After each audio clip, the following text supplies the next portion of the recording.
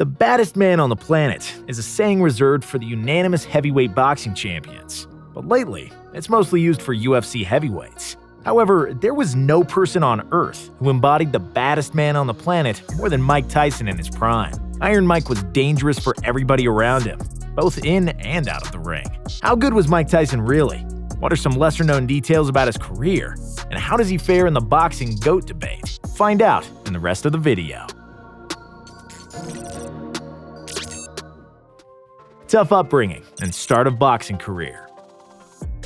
Tyson grew up without a father in a rough neighborhood, but he wasn't in any way violent or problematic. He was a plump kid who wore glasses and was often teased for his pitched voice and was once sexually abused as a child. All Mike cared about was his flock of pigeons, which he fed every day. At the age of 11, Mike was already really strong, and when an older kid killed one of his birds, he snapped and beat up the bully, which finally earned him respect in the streets. That's when everything changed in his life, and he used that newfound reputation and joined the local gang. By the age of 13, he got arrested more than 30 times, mostly for theft and violence. He'd probably end up dead or in jail if it weren't for Bob Stewart, who was Mike's counselor in a correctional facility. Stewart was a former amateur boxing champion who saw potential in Tyson and persuaded him to channel his raw strength into boxing and not beating people in the street for money. After a few months, Stewart introduced Tyson to Cus D'Amato, who will soon become the most important person in Mike's life. D'Amato was a celebrated coach who trained former heavyweight champion Floyd Patterson and light heavyweight champion Jose Torres. But he was also an aging coach who had already turned 70 and wasn't going to be hired by a championship-caliber fighter anymore. And that's why D'Amato and unbridled 14-year-old Tyson were made for each other. Cus needed a new project, and in addition to being a much-needed father figure in Tyson's life, Coach D'Amato developed a style that perfectly matched the physiognomy of the explosive but relatively short Tyson. Mike was undersized as a heavyweight at 5'10", with a 5'11" reach, but on the other hand, he was extremely fast and built like a tank. Cus's peekaboo style suited Tyson perfectly because he had a low center of gravity and was as strong as they come. Tyson's matches in the first phase of his career were a textbook example of peekaboo developed to perfection. With hands in front of his face, his chin low, dipping and weaving where the opponents couldn't reach him, made Tyson almost impossible to hit, and he could counter with arguably the strongest uppercut in boxing history. Mike trained hard and studied boxing extensively, and even though he was still a teenager, his body was almost fully developed. He often fought against older guys and usually knocked them out cleanly after a few rounds. As an amateur, he won the Junior Olympics twice in 1981 and 82, but still failed to qualify for the 1984 Los Angeles Olympics, and then decided to go pro. On March 6, 1985, he had his first professional fight at the age of 18. His opponent, Hector Mercedes, lasted less than 2 minutes before he fell down, and Mike earned $500 for the fight. Realizing what kind of heavy artillery Mike possessed in his hands, D'Amato had him box very often. By the end of his first year as a professional, Mike's record stood at 15-0, with only one fighter surviving to see round 3. But his fairy tale came to its first turning point. In late 1985, Cus D'Amato passed away, the only real support Tyson had had in his life up to that point. Although the coaching part of the job did not suffer, since Tyson was taken over by D'Amato's assistant Kevin Rooney, the mentor and a father figure disappeared from Mike's life. Many people, including Tyson himself, consider this a crucial moment in his career and life. When Cus died, I was left without direction. After that, my real problems started. Youngest champion ever. Money, fame, and troubles. Tyson had a meteoric rise and already had 27 fights before he got his title shot in less than 2 years since his pro debut. Only on 2 occasions, his opponents survived to see the end of the last round, but they were completely beaten up as a result. On November 22, 1986, at the age of 20, Tyson became the world's youngest heavyweight boxing champion by defeating Trevor Berbick. The fight lasted just 5 minutes and 35 seconds, during which Berbick was knocked to the floor 3 times. With his victory, Tyson delighted the public, and journalists did not waste time comparing him with the greatest champions in the history of the heavyweight category. With a belt around the waist and 26 knockouts in 28 matches, in which he wasn't even challenged too hard, Iron Mike was in full force. His physical appearance was frightening, and so were his attitude and performances, and he instantly became a star. When he made his ring walk in the legendary black shorts and shoes with no socks, with a single ominous tone as the walkout song, he would instill fear in the whole arena, let alone the man he was fighting. In 1987, Tyson unified 3 heavyweight belts, and his rise to the title of the undisputed heavyweight champion was movie-like, and he had the whole world at his feet. He was dominant in the ring. He had great managers that set him up for millions pouring into his bank account, and in 1988, he married actress Robin Givens, then one of the most desirable women in the world. However, the various detours were slowly taking shape, and his demons were starting to make a public appearance. Tyson lived a debauched lifestyle that was not suited for an athlete, and he soon began to crumble. He divorced Robin, his manager Bill Caton left him, and the infamous Don King came in his place. Mike was often partying, drinking, and using drugs. He crashed several expensive cars and tried to kill himself. Still, he continued to win, and his young body still withstood his auto-destructive habits, but he was far from clean. I used a fake penis that worked extremely well for drug tests. It contained someone else's urine. Of course, you just have to hope that the urine is clean, Tyson admitted years later. He was never caught during his career, even though he was a cocaine addict for years and a heavy marijuana smoker. However, he said he never used steroids or any other PEDs, which we believe him. Since he was brutally jacked and ripped even as a young teenager, he indeed was just a freak of nature.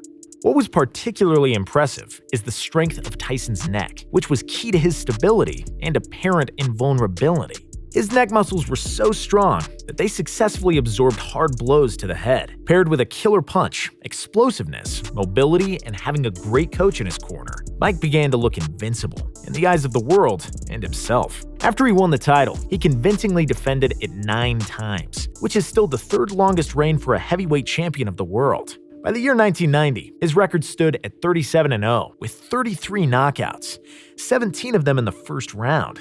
At the age of 23, with just 4.5 years in professional boxing, Tyson was considered the most dominant human who ever put on a pair of gloves. Mike had become so dangerous that bookmakers stopped making offers for his fights. When he was supposed to fight Buster Douglas in Tokyo in February of 1990, only one casino in the US offered the odds for the match. The Mirage in Las Vegas rated Tyson as a 42-1 favorite, and if you had put $100 on Tyson, you would only win $3 back if he had won. The biggest upset in boxing history. I didn't want to fight. All I was interested in then was partying and women. Tyson recalled his mood on the plane to Tokyo on January 8, 1990. He was 15 pounds overweight, out of shape, and out of focus. Upon arriving in Japan, Tyson continued with his drunken orgies and never took Douglas seriously.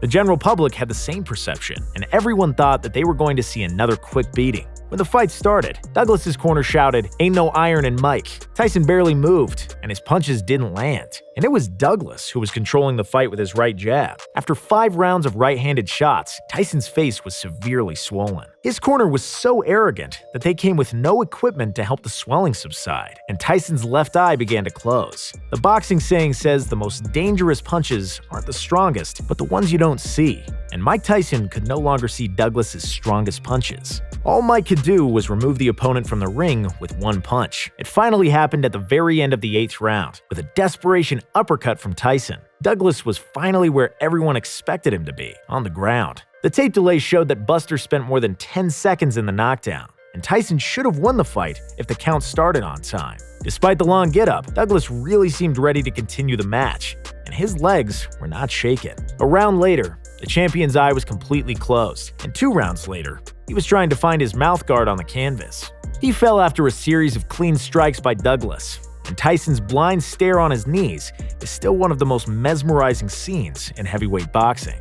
Buster Douglas was the new WBC, WBA, and IBF champion, and after the match, Tyson blamed the referee for counting poorly, but that didn't help him. He told the real truth after his career was over. "I didn't care anymore. I no longer felt cuss inside me. Boxing was no longer important to me. No one got up after I knocked him down. Buster did it." Rape allegations, prison, and return to boxing. After the first loss of his career, everything went downhill for Tyson. He did win his next 4 fights and looked like he was poised for a shot to regain his titles, but he would be denied by circumstances outside the ring. Tyson was arrested in July 1991 for the alleged rape of 18-year-old Desiree Washington. 6 months later, he was sentenced to 6 years in prison, with 4 more on probation. "There's a lot of things I could have gone to jail for, and I deserve to go to jail for," he said, "but this wasn't one of them. I didn't do it, and I will never admit doing it." While serving his sentence, he converted to Islam and took a new name, Malik Abdul Aziz, and after 3 years, he was released from prison for good behavior. Upon his release, he quickly returned to the ring. His first opponent was Peter McNeely in August of 1995, whom Tyson easily defeated in only 89 seconds. In the next year, he had 3 more victories, and neither fight went past round 3. He won back 2 of his heavyweight belts in a dominant fashion, and everyone was pumped to see Iron Mike back in his usual form. Mike was then ready for some unfinished business, and a big fight against Evander the Real Deal Holyfield. Even though he was the former heavyweight champ, Holyfield was listed as 25-1 underdog because everybody started believing in Tyson's invincibility again. Holyfield had other ideas. Just like Douglas, he did not cave in and did not appear to be the least bit intimidated by the quote-unquote baddest man on the planet. Due to a height, reach, and weight advantage, Holyfield dominated much of the fight, and he actually bullied the big bully. After he landed several big punches, Evander finally knocked Tyson out in the 11th round, after which the defeated Mike angrily accused him of illegal headbutts and demanded a new fight. He was given the opportunity on June 28, 1997, and in a new fight, a moment occurred that would forever mark Tyson's career and be remembered by generations to come. In the 3rd round of the fight, Tyson bit off a part of his opponent's right ear and was immediately disqualified. He was stripped of his boxing license and paid a $3 million fine. "I really wasn't interested in boxing. I know I was wrong to bite his ear, but that has nothing to do with sports. I didn't even think when I bit him. I was drugged. I didn't train for that match at all. I should have been home with my family, not in that ring." The last big fight, and a few more shipwrecks. Tyson returned to the ring in 1999, but even though he won 4 more fights, he was no longer that arrogant and aggressive Mike. He had problems with weight and drugs and the law. However, due to his big name, reputation, and promoter interest, he secured a title fight against Lennox Lewis on June 8, 2002. In a fight that would bring him the unification of all the heavyweight belts once again, Tyson looked uninspired and powerless. Lennox Lewis did not give him the slightest chance, dominating the fight from beginning to the end, until he knocked Tyson out in round 8. At the time, it was the most watched boxing match in history in terms of pay-per-view sales, and Tyson admitted that he wanted that fight strictly for the payday, which would be his only motive for the rest of his fighting career. After Lewis, he knocked out Clifford Etienne in the 1st round, which would be his last boxing highlight. He lost his final 2 bouts, where he looked nothing like his champion self, after which he called it quits in 2005. Legacy. Even though the best years for heavyweights usually happen after the age of 25 and last into their 30s, it was the complete opposite for Tyson. His peak happened from the age of 20 to 24, and even just based on those 4 years, there are many people who say that Tyson is the best heavyweight who ever lived. There will always be a huge what-if factor with Tyson. He was arguably the most talented heavyweight ever, and if he hadn't been taking drugs and drank all the time, if he was mentally stable and didn't go to jail, he probably could have dominated another decade of heavyweight boxing. But his legend and his story wouldn't be complete without all the bad stuff that accompanied his career, for which he became the most interesting and charismatic boxing champion ever, alongside Muhammad Ali. Even to this day, for those who have watched him fight, he remains the true baddest man on the planet.